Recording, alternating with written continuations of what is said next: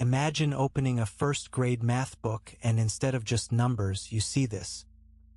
When you get $1, put 1 dime away, not after you buy things. First.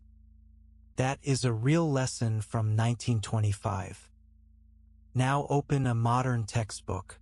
Find the page about saving money. Go ahead. I'll wait. It's not there. They stopped teaching this. And today we are going to find out why. What did they know that we don't? In the 1920s and 30s, personal finance was everywhere. In math books, home economics, civics, even reading class. Schools taught kids how to keep money, not just how to spend it. Let me show you the very first lesson from a real 1925 textbook. When you receive money, put 1 dime out of every dollar into savings before you spend a single cent. This dime is not yours to spend. It belongs to your future self. Most people today save what is left. Spend first. Save nothing. This one rule flips everything. Lesson 2. A penny not written down is a penny already lost. They taught children to keep a written ledger. Every penny. Every day. Because writing makes you feel the loss. You see the money leaving. Lesson 3. They taught kids how interest works. Both sides. Money saved at 5% doubles in 14 years. A normal math problem. Money borrowed at 20% destroys you in 4 years. They taught both. They let children do the math themselves. Lesson 4. This one might surprise you. 3 stores. 3 prices. The wise buyer visits all 3. They taught kids to compare prices before buying, not after. Today you have 1 click. No time to think. Lesson 5. A repaired thing serves again. A thrown thing serves no one. They taught children to fix things, not to throw them away. Today we replace. Feels cheaper, but it is not. Lesson 6. This is the most important one. Borrow only for what will outlive the debt. A house, a farm, a business. Not a car, not a couch, not a vacation. Those are gone before the debt is. Today we borrow for everything, and we pay for everything twice. Lesson 7. This one is about family. Teach your children what you learn. Wealth dies in 1 generation if you don't.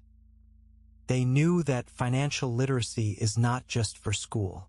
It is for the dinner table. Parents taught kids. Grandparents taught parents. The knowledge moved down. Today that chain is broken. Most parents cannot teach what they never learned. So what happened? Where did these lessons go? Here is the answer. In the 1950s, banks and credit companies realized something. A person who saves is a person who does not borrow. And borrowing is how they make money. Credit cards, car loans, student debt.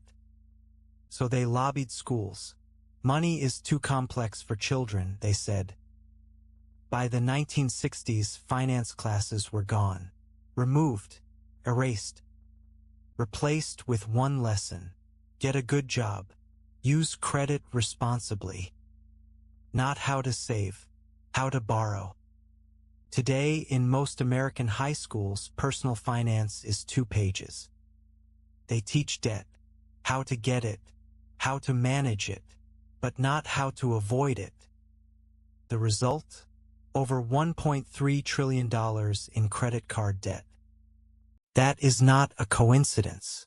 That is the system working exactly as designed. But there is 1 lesson they could not kill. One that survived. Lesson 8. If you cannot pay cash, you cannot afford it. Not because credit is evil. Because they understood how the brain works. When you pay cash, you feel the loss. Your brain registers pain. When you swipe a card or tap your phone, you feel nothing. Every study shows it. People spend 15 to 20% less with cash. That is not a small number. That is your savings, your freedom. So here is what you do. One old lesson you can use today. For 1 week, pay with cash.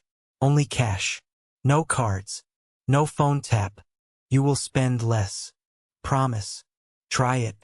That difference goes into a jar, coffee can, an envelope. That jar is not money. That jar is your future freedom. Lesson 9. The one that ties everything together. Live below your means. Not because you are cheap. Because you value freedom more than stuff. They did not buy to impress neighbors. They bought because the thing was needed. Today we buy for status. And we trade our freedom for it. Lesson 10. The final one from the 1925 textbook.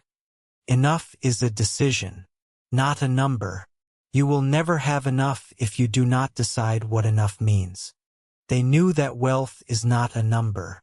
Wealth is the gap between what you have and what you need. And when that gap is wide enough, you are free. A real story. Let me tell you about someone who lived all 10 lessons.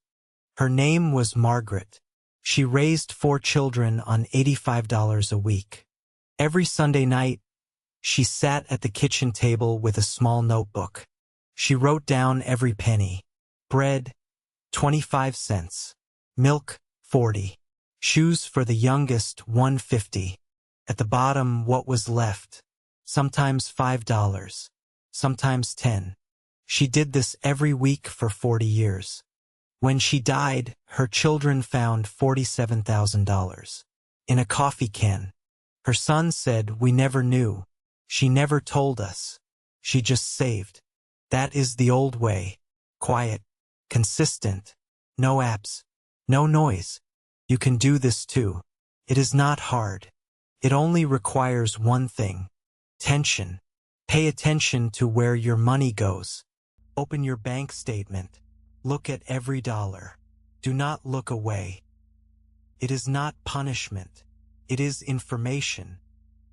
Then find 10%, just 10%, that you can cut without pain. One subscription, takeaway coffee, delivery, a streaming service you watch once a month. Take that 10% and put it in a jar, a separate account, an envelope. That 10% is not money. That 10% is your future freedom. Do this for 1 month, then 2, then 6. I promise you something will change. Not just your bank account, your mind. You will feel richer, not because you have more, because you need less. They built the American middle class on $90 a week. Not because America was cheap, not because they had secret income, because they had a secret. 10 lessons from a 1925 textbook. Lessons that were taken from schools, but not from them. And you just learned them. Apply them today. Subscribe to Vintage Dollar. Because the old ways still work. See you in the next video.